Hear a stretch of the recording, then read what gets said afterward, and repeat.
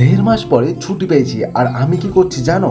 মালদ্বীপ না গোয়া না, সোজা পুকুর পাড়ে এসে লাইফটাকে রিসেট করছি। তো গত দেড় মাস ধরে আমি এতটাই কাজ করেছিলাম যে আমার মাথাও বলছিল ভাই একটু শান্তি দে।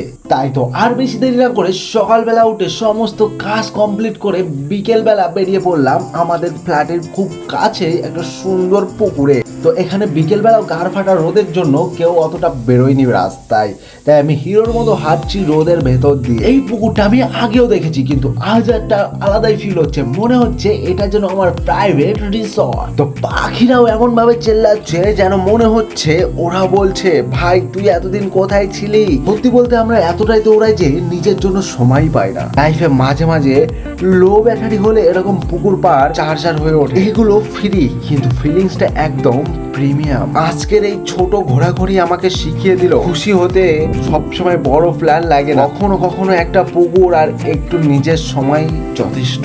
তো আজকের ভিডিওটা এই পর্যন্ত, দেখা হবে পরবর্তী ভিডিওতে। তো ভিডিওটা যদি ভালো লাগে প্লিজ লাইক এবং কমেন্ট করতে ভুলবেন না।